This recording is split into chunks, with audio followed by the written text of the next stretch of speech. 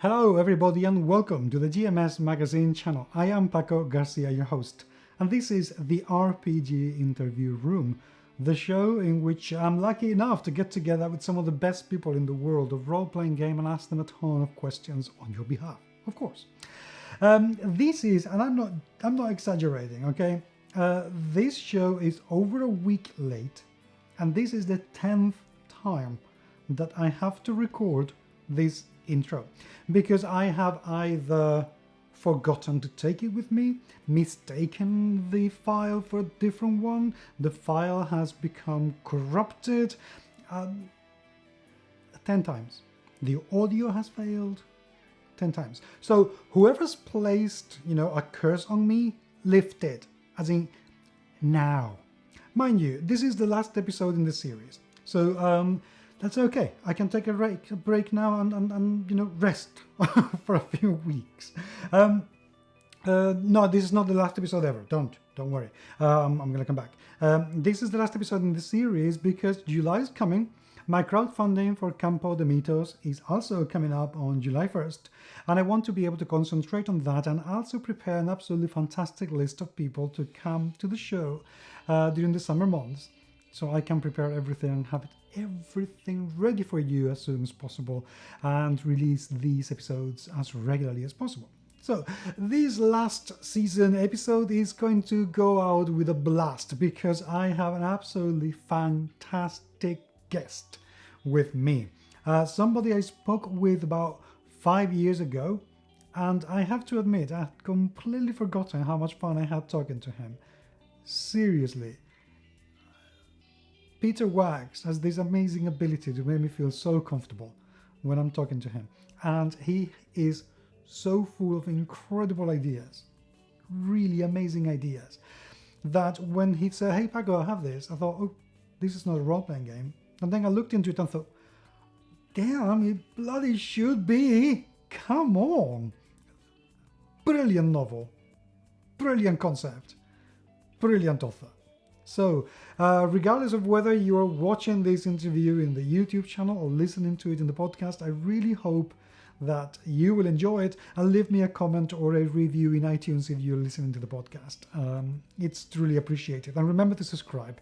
By the way, I'll stop rambling now. Here is Peter Wacks. Hi, it's been a while. Yes, it has. I mean, it has been a year, 2 years, 3 years? Oh gosh, I actually think that last time we did an interview was around after the Interface Zero Kickstarter, but before the actual launch. So I believe it's 2014 or 2015. So it's been 5 or 6. Now I feel really ashamed of myself. That's terrible. That is absolutely terrible, and it must never, ever happen again. So, because now it means that we need to go back to the beginning. Okay, so I need to ask you, I need to ask you some questions just to make sure that you still remember how to answer questions and things like that. All right, I think that's fair. Okay, so question number one. They're all very easy, so you should be all right. Unless you're a politician, which you aren't. So. You'll be all right. Okay, so I'll be fine. Question number one. Tea or coffee? Oh, coffee, absolutely. Right here. Okay. Wow, by the By bite. the sports bottle. Well, this will last me all day, so. That's pro. That's definitely hardcore coffee. That's good. Okay. Second question. The beach or the mountain? I'd like to see both of them. So I'm going to say in the city where I have a view of both the beach and the mountain. Okay, that sounds good. Cars or motorbikes? Oh, that's really hard. So, I've been into both in my life. I'm going to say cars right now because I love my car. I have an Audi and I named him James Moriarty because he drives me homes every day. But I used to be a bike guy, so I love bikes too. I'm loving the innovative technology that's coming out with like the new Ducatis and the new BMWs, the concept BMW, the self-riding one. Like it's so cyberpunk that I'm just kind of like, yes, I'm in. Okay. Okay, But so yeah. stop it. I'm not gonna make you choose. You love them both too much. So that's absolutely okay. Now this is gonna get a little bit harder. Fantasy or science fiction? Oh, there's no real answer to that because they both, they both operate off of the same set of rules, which is that you have to take a set of rules, construct a world around those rules, and then be religious to those rules, except for the one place that you break those rules to find an interesting story. So I think that a very well constructed fantasy is very similar to a very well constructed science fiction. Okay. We could make a whole podcast episode just based on that. You know that, right? Well, let's do it sometime Yes. soon. Yes, I'm taking you on that one. Okay. Last but no least, zombies or vampires? Oh, man, that's a really good question. Wow. When I was young, I was so gothy and I was totally into like White Wolf and Exalted and all of that. And so I would totally, I would have totally said vampires, but I've really been enjoying there's been a lot of comedy zombie coming out lately. And it's really kind of got me in the idea of zombie right now. It's the zombie genre as opposed to the vampire genre. I've been enjoying humor more than ennui lately. Well, I'm going to say something very controversial, but I don't think the vampire genre has recovered since Twilight. I would say that's a really good assessment. I mean, like What We Do in Shadows is really good. It's a lot of fun. So there's some cool stuff out there, but none of it's making it like mega big the way that it used to. Yeah. Yeah. I think I'm sorry to say this because I am very much a vampire guy, but Twilight has done for vampires, has undone for vampires everything that Buffy the Vampire Slayer did for them at the time. Yeah, I think completely undone. So yeah, it completely undid it. We'll see what if they redo Blade, bringing Blade into MCU, that could make vampires interesting again. Yes, so, but talking about interesting, which is why you're here, and I will have warned the viewers before, but usually, I mean, this is the first time that I have somebody to interview them for writing fiction and not role-playing games since ever. Okay.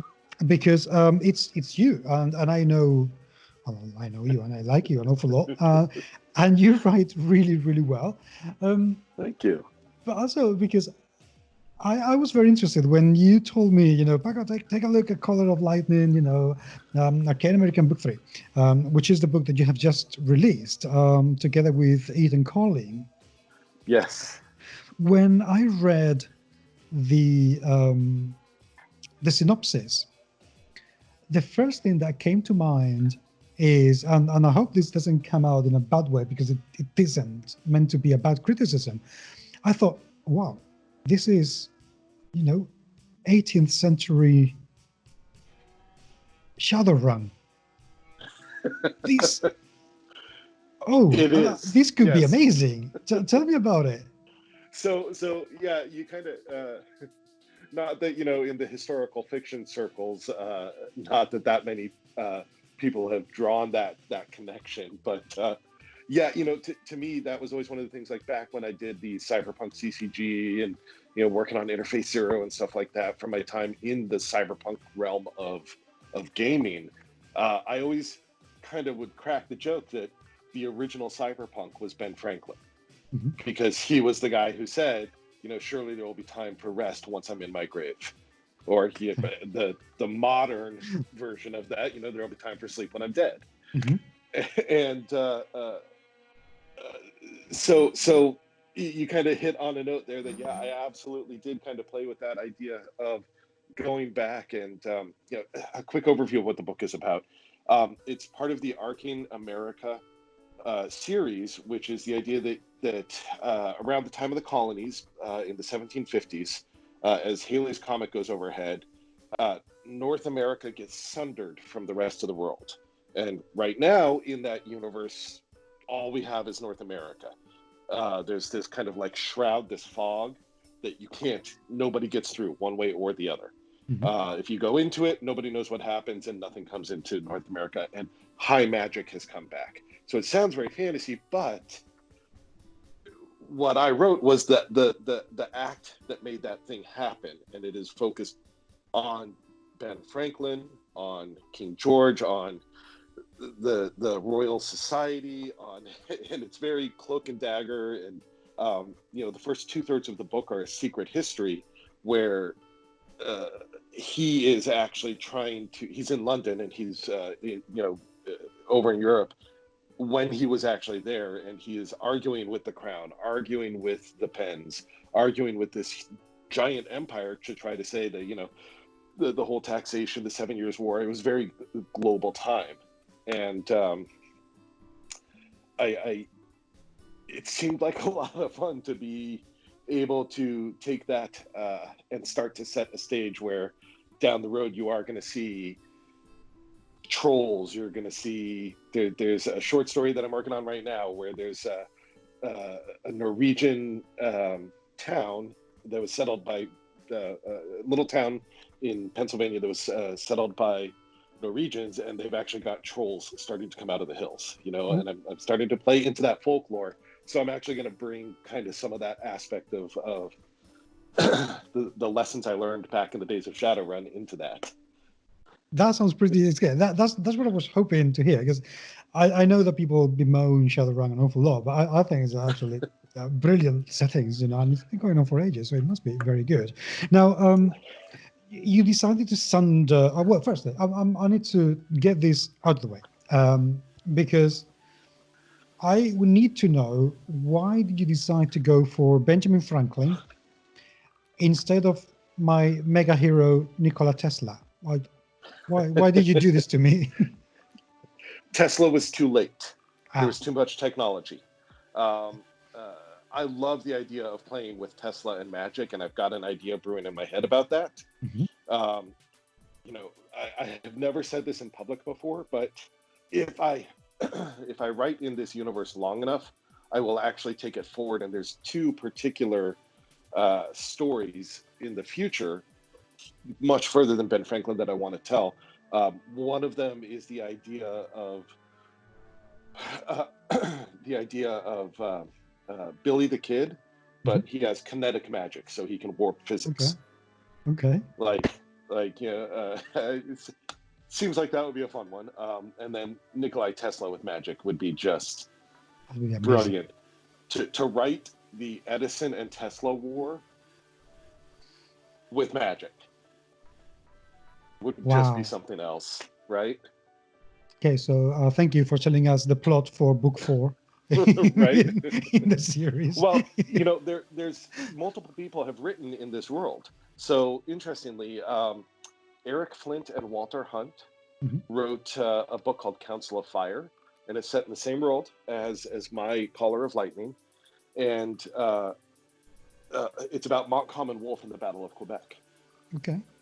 And then if you skip forward about 30 years, Kevin J. Anderson and Sarah Hoyt wrote Uncharted, which is the story of Lewis and Clark with magic. That sounds amazing. Yeah. So there's a lot of fun in this world to be had, and it's kind of funny because Lewis and Clark was released first, Montcalm and Wolfe was released second, and mine was released third, Caller of Lightning, Ben Franklin. But actually, if you're going to read them, you should read them in the opposite order. Okay. Because mine actually describes how the world got sundered, and then you skip forward 6 months and you have the Battle of Quebec, and then you skip forward 30 years and you have Uncharted with Lewis and Clark, and then I'm hoping that I can bounce forward another era for the Billy the Kid thing. But I also want to bring more writers into the world. Okay. Did you design the world though? Is this your own world? Yes. So it's yes, and originally the idea was bouncing back and forth between me and Eric Flint. It was just I was coming out of the game industry. I was just starting to build my name inside of the fiction industry and writing novels and short stories and everything. I don't know if you remember back in the days of Cyberpunk, but I was constantly releasing short stories about the characters in the card game, and I would actually write up the storyline for the fans and send it out. So Eric Flint made this really generous offer to write a book with me, and it kind of grew to be something much larger than that. And it took 6 years to get here from there, but so it started with Eric and I, and we were just kind of bouncing back and forth. And the original idea, uh, I wanted to go more towards like a comedic setting, Okay. and more towards a fantasy comedy. And he was like, well, what if we kept the fantasy, but what if we did something, since he's an alt history guy, what if we did something like pre-American Revolution? And I was like, okay, well, let's play with that. And the world kind of started to grow. And then we brought in Kevin Anderson. And then from Kevin, Eitan was a friend of mine, and I kept calling him on the phone because he was a history professor.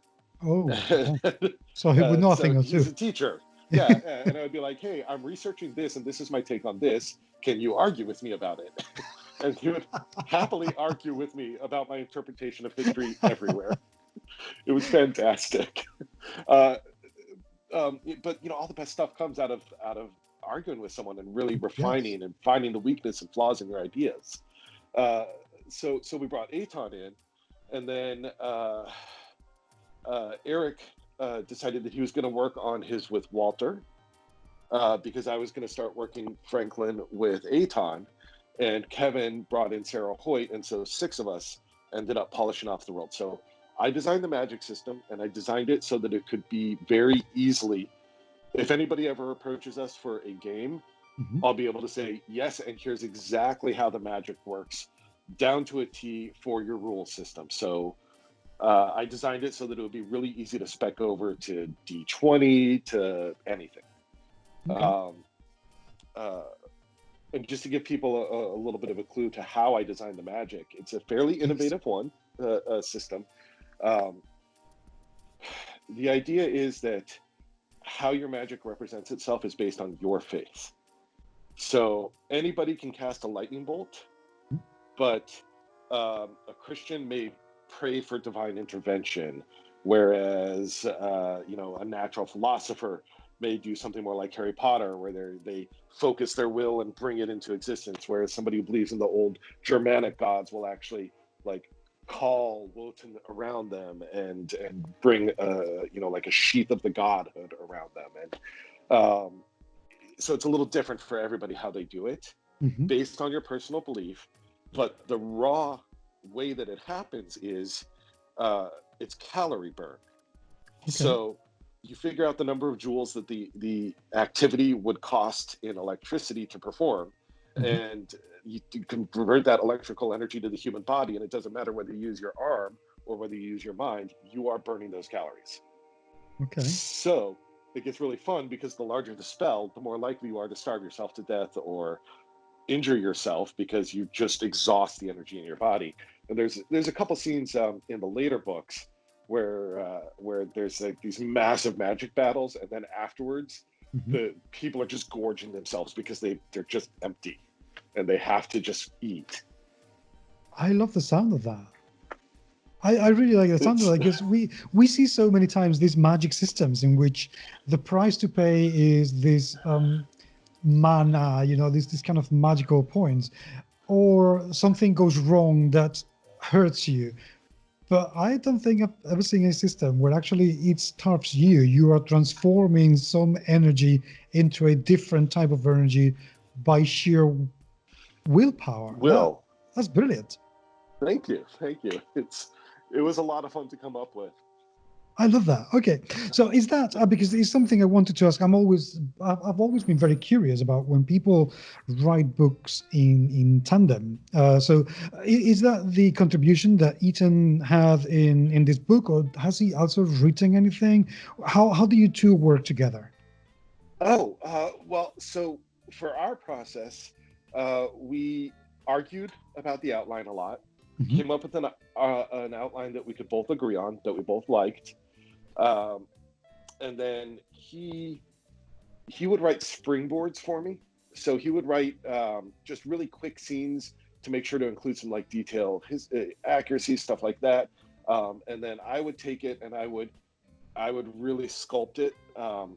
My strength is not the first draft. My strength is finding layers, finding Okay. emotion, finding things like that. So I can put a first draft down, but then I need to, after I write a first draft, I need to ignore it until I forget it, and then I can go back and fix it. Okay. So I can write a book in a week, but then I have to ignore it for 3 months. Okay. Fair enough. Um, to so I can turn it from bad to good. So Aton, he From dealt with good to that. better. From good to better. Okay. We know. I know you. From good to better. From good to better. So Aton would do that, and then I would really hammer out like what I saw as the scene, try and find those layers, why people are doing things, find the hidden.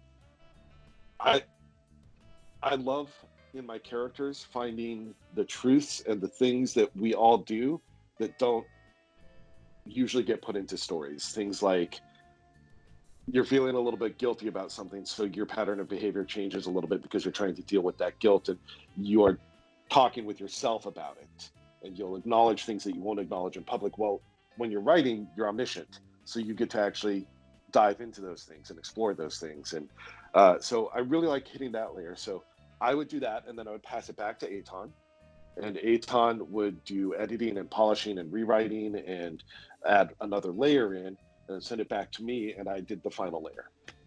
Okay. Did you decide that you were going to have 3 goes at it, and that would be it? Because it sounds like the kind of process that could go on and on and on, and you could end up with a book like 10,000 pages long or something. So here's the dark secret. Most people do cap it. Mhm. We did not, and I also would go back over my own writing. So the final version that got turned into the publisher was version 22. Yep. Wow. Okay. I went back and I just did like a merge compare across all the versions, and with the number of words that we deleted, the scenes that were deleted, just everything, it was over 1 million words written in just that book, just to get the ones that we liked. Wow. So the unedited edition would be like this Uh, thick. the unedited edition would probably be this thick. It would have Wow. been like all of the scenes that got cut and stuff like that. It would be 2.5 times what it is right now, and right now it is that thick. Okay. That is a Yeah, that's in that's a paperback, it's that thick. okay. That's a forward, easy to get to grips with size book. Yeah, it's about 400 pages right now. Okay, that's pretty okay. All right. I need to ask you because the Sundering taking place in North America and isolating everything. The synopsis of the book talks about everybody having to come together to actually, survive and thrive in this Thundering and try to make sense of it. How did you go about representation of Native Americans, Native Canadians in the book, to make sure that it was as good as it possibly could be? So that was actually Eric and Walter that dealt more with that, because my job was to describe the events leading up to the Sundering. Okay. So the Sundering takes place in March of 1759, and Caller of Lightning takes place from 1752 through March of 1759. Okay. So the big event is that is the capstone on the book is the Sundering.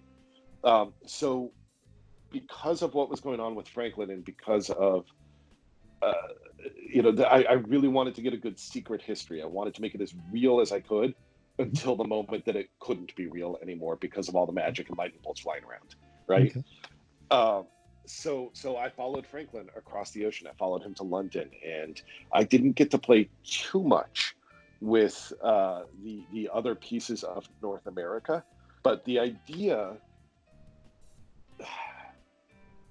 Eric started getting to play with that, and Uncharted explores it a little bit because you've got the Lewis and Clark expedition.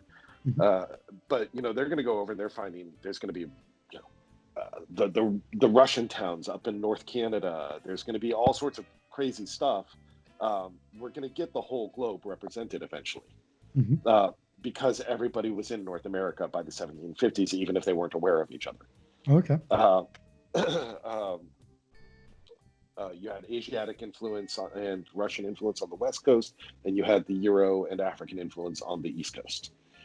So in Color of Lightning, what kind of characters can we expect to find when we read them? You can expect to find a lot of British, a lot of colonials, the colonial government, the Quakers, for Pennsylvania, the Penn family, George, who was Hanover, so he was German. The Countess of Yarmouth, she was also German, his mistress. So you'll have Germanic, British Empire, a lot of British Empire. You'll have a lot of the Pennsylvania Assembly, and I started to explore other places. And you will find Franklin's household slaves. That was a big thing that I tried to not avoid. I wanted to just put it right there because he was always so conflicted. He was self-identified as an abolitionist, yet he kept house slaves. Right. And he willed it so that when he died, they would be set free, but yet he still kept them while he was alive. And so he's on record as being conflicted about that, as not being sure what the right thing to do was. So I played with that. I didn't hide from it. I let him be conflicted. Eitan and I went back and forth on how to deal with that a lot, and we just said, okay, you know what? Let's just face it head on. The dude did something really nasty. He knew it was bad, and he kept doing it, and he felt guilty about it, but he kept doing it. So we let him. What role do the slaves play in the book, if any at all? Are they just something that was historically there, and that's why you included it? What was the relationship in there with them? So I don't want to. There's actually some spoilers in what you just asked. So I want to be careful not go too far. I will say this: it took a lot of really deep research to figure out who his slaves were and to find out everything I could about them. And they were Christian, but kept some of the old beliefs of their country, and passed it down. So I got to play with that. I got to play with that, especially as the magic emerged. They are important characters. They're very important characters, actually. Considering where is it based, what also, in the same line, what kind of role do Native Americans play in this world? So there weren't a lot in Pennsylvania, but in the world, there weren't. I mean, in Philadelphia proper. In the world, they're very important. There's going to be a huge. There's going to be like the Seminole Nation. There's going to be everywhere as you start to hit the Mississippi. It's all tribal. It's all native, and that is something that I'm really looking forward to explore. The original story that I was talking about with Eric before we decided to grow the project and bring other people in. The very first thing that attracted me was there was only one colony that was founded without slavery, and that was Georgia. And that was James Oglethorpe, who freed a bunch of people out of debtor's prison and brought them over to the colonies and founded a place where you weren't allowed to be enslaved. He believed in social justice and social freedom. And I had this idea that it would be amazing, because that was right in that same time frame, to bring Oglethorpe over, trap him there for the Sundering, and then use the Oglethorpe family to build a new round table where you had freed slaves from Africa at the table, where you had Native Americans at the table, and where you had the white Anglo-Saxon, the Protestants, everyone from at the table, and you had the new round table, and completely around them, surrounded on every side, nations were beginning to form, with the idea that the Amerindians were that native culture was they were dominant. There were more of them than anyone else at the time. Mm-hmm. And so that would have actually created an amazing little pocket of like, we've got the two coasts, and then we've got everything in between. It is enticing to me to go explore that again in another story, because I really did want to get some studying in on the different tribal traditions and bring some of those to life in the magic, and I want to see more of that. It's gonna be based on the publication schedule and what I can get away with and what I have the time to write. Okay. Because I've already got a different novel that I'm working on now that's steampunk but more of a cyberpunky steampunk than a steampunky steampunk. It's two guys in 1890 in Shanghai running confidence games on people. Okay. So it's its own thing. And one of them was a gunfighter who lost his arm, and he had to get like basically steel threads through acupuncture to get this false arm built, and he's got this clockwork arm that's actually, he couldn't do it if he wasn't doing Tai Chi daily to keep his muscles controlling it. And I'm playing with it, but anyway, so that novel's in the works, and I want to come back to this world, but it's going to take some time, and there's so many stories. Like, I really do want to see the Amerindian tradition grown in this world and see what we can play with it. The Native American. I want to see an African, an African culture start to emerge as slaves are freed and have power with their magic and their traditions. I played with it just a little bit, but I didn't get to go nearly as far as I wanted to. But I also want to move forward, and I want to go to the Wild Wild West with Billy the Kid. I want to go into the age of the Industrial Revolution and what that would look like with magic, with Tesla and Edison. And there's so many things to play. It's like, I could just write 50 books in this world, let alone all the other stories I want to tell. That sounds. I mean, that sounds pretty good, because it's the one thing that I wanted to ask you. How large in scope is the world, regarding as to what you could see within it. How are you putting it out for other people to jump into the team and be able to develop, and write in the world? So right now there's 5 of us. Kevin, Walter, Eitan, me, and Eric, that were the original 5 founders. When the contract for the 3 books was signed, the 5 of us existed. Sarah was brought in afterwards. So basically the 5 of us have to talk about, once we see kind of like what the critical reception of my book is and what the sales look like, and we can see how the initial trilogy did, then we're going to figure out what the strategy is. But there are definitely plans to figure out how to open up this world and get other people writing in it. And whether that turns into, I don't know, like an online zine where people can write short stories, or where we can make book offerings, or whether we're working with Bain, the publisher, to put additional books by other authors out, that all remains to be seen. But there's definitely a desire on the part of the creators to follow through with that and to bring other people into the world and to get them writing in it. That sounds amazing. I think it's just going to take a couple of years to build it up, because we have to see how everything does. And that should be enough time for somebody to write a role-playing game. Exactly. What's been the most satisfying bit about developing this whole world and writing this novel? Well, it's not going to be the type of deep answer that you would hope for.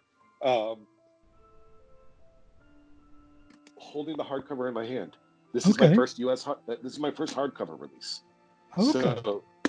So this is a huge step. It's an achievement, and it's just that I wrote a story that somebody thinks is worth putting into this and sending this out, this beautiful book. There's a sense of pride and a sense of, I put 2 years of my life into it, but you never know until it's out there.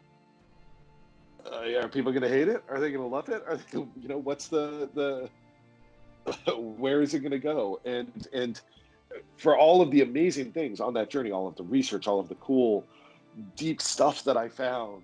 Like,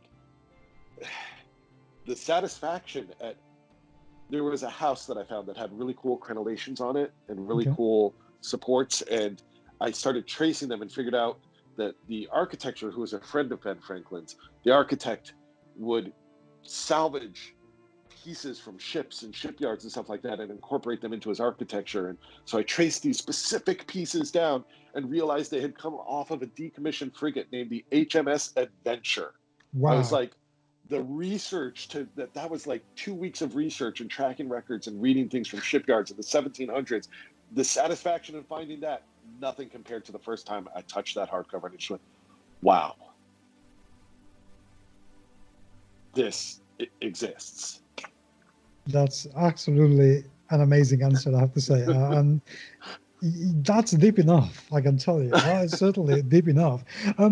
Looking back, and to start wrapping up a bit of the interview, but looking back into, now that you have the book, that it's finished and published, what is the thing that you look back and think, I wish I had known this so I could have changed this and done this differently?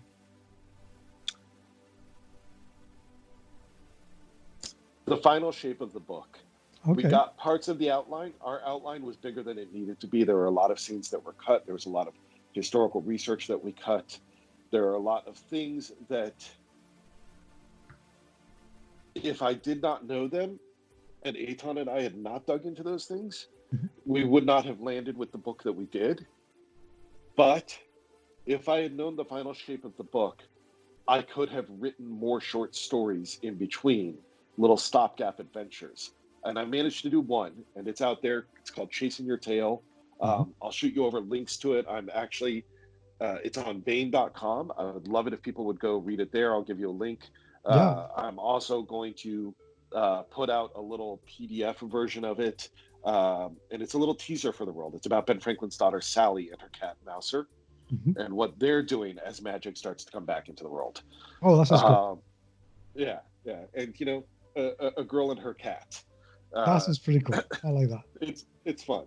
But I could have written more of those. And Eitan and I could have spent some of that time creating some of those if we had known the final shape. But I don't know that that's something you can actually accomplish. Even thinking back, it's like that process, that journey of learning what we had to discard is part of what shaped what we ended up with. So even then, I don't know that that's a great answer because I don't know that it's accurate. Okay, no, but it's a pretty good answer. Okay, just final question.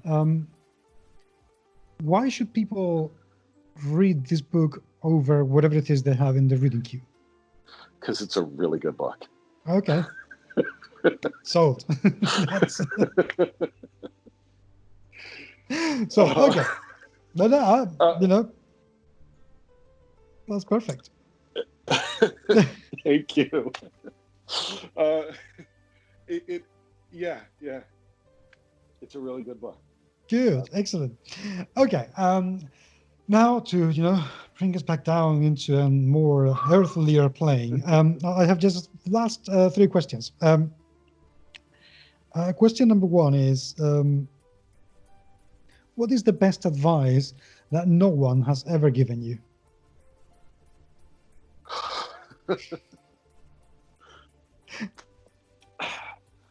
Don't listen to anyone's advice, even your own. Okay. That's quite a contradiction. Well, yeah, and I love paradoxes. Okay. But here's the thing.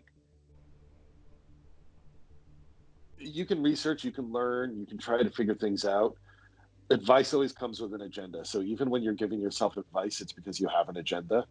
If your goal is to actually simply act and make something happen, it has to be without an agenda. Every time I give myself advice, it ends up making whatever that project is longer than it had to be. Okay. And I would say that the same is true that I've discovered over my life, that everyone else's advice is exactly, they have an agenda. You go to a writing convention, you go to a game design convention, they tell you there's 2 types of advice that you'll get on how to design a game. One is, well, let's see, I sat down and I did this. You have to think about mechanics. You have to think about player experience. You have to think about this. It's more of like a classroom setting, and it's not really advice. Or there's like, oh, well, you need to do this. You need to harvest your alphas. Then you need to start talking to publishers. Then you need to go out and get that. Oh, well, that's an agenda because that's you wanting someone else to replicate success the way that you have, not simply teaching the pieces. And so I am predisposed against advice. And I couldn't have told you that yesterday. It was only you asking that made me think about it and go, huh, you know what? Actually, I don't like advice. Okay, well, you're welcome. Right, okay, question number 2. What is the best mistake that you would like to make again? Wow. Okay, so that's a cool one.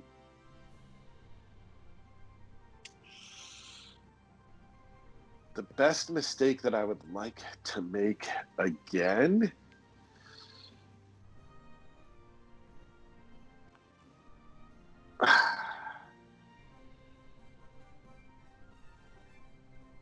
You know, silence is the worst thing for a podcast, but it's actually a really good question that requires a lot of deep thought. I am going to go a little bit deeper on this one, and something that, obviously what you're asking is something you didn't intend to do or something that you thought was a mistake that actually turned out it wasn't. Mm-hmm. And so I'm going to go back to, I was starting to build my writing career. I was at a writing conference, and I got my first major yes. And I had been primed from a decade in games, from starting to build writing. I'm primed to know. We all are. As creatives, this day and age, we are primed to the word no. Mm-hmm. We can take no. We're like, oh, yeah, yeah, of course you'd say no. That just means go back and try harder, take it to the next level, redesign, whatever I've got to do. I'm going to keep doing it. Maybe I'll go crowdsource, whatever. The first time you hear yes, it's a world shaker. And I had a reputation. I was really big in the indie crowd. I helped other people organize. I was really like proactively a leader. Mm-hmm. And I thought it was a mistake at the time, but I couldn't hold back. And so I ended up like isolating myself in the hallway because after that first yes, I was crying. It shook me so deeply to get a yes, I want to publish your book. I want to publish your novel from a real publishing house in the, real release, right? Uh-huh. That I ended up crying out in the hallway. And it was that actually led to this book. Because that was when Eric Flint noticed me. Well. So that's an amazing story. So yeah, at the time I thought it was a mistake. I just couldn't hold it back, so I tried to go hide. And yeah. Good. Okay, last question. Imagine that you have a time machine, and you go back in time, as you would expect, and you meet your 10-year-old self, and you say to your 10-year-old self, "Do not do this." What is this? Oh, yeah, unfortunately, I already did that, and it led to me not being able to invent the time machine. And so it was a horrible mistake, and I know that I'm capable of inventing a time machine because older me came back and told me not to ride that bicycle that day and get attacked by the German Shepherd. But when that happened, apparently that led to me inventing the time machine because I just have not been able to figure out time travel since. It's horrible. Damn it. You are your worst enemy. Apparently. See, advice. I shouldn't have listened to my advice. Absolutely. Again. Absolutely. From now on, advice is dead. Dead to me. Exactly. Peter, thank you so much for being with me today. I'm really hopefully, so much looking forward to the role-playing game. And I sincerely hope that The Color of Lightning is going to be a Netflix series in the next 3 years or so. Oh, that would be amazing. Thank you. And ladies and gentlemen, that's it. I'm done for this season. Don't worry, the YouTube channel has already some 20 videos programmed to be coming out every other day, and I'm going to keep doing the pretty much daily release schedule because yes, me and my husband are powerhouses of production. What can we say? Anyway, hopefully the RPG a Day initiative is also coming because I look forward to that. And by all means, if you want to come to the show, let me know because I would love to hear from you and I would love to have you around. we have very soon a very cool announcement to do with our friends from Game on Tabletop, and this summer is going to be unbelievable. So thank you so much for being there. It is truly and genuinely appreciated, and I look forward to hearing from you and talking to you very, very, very soon indeed. But until the next time, take care.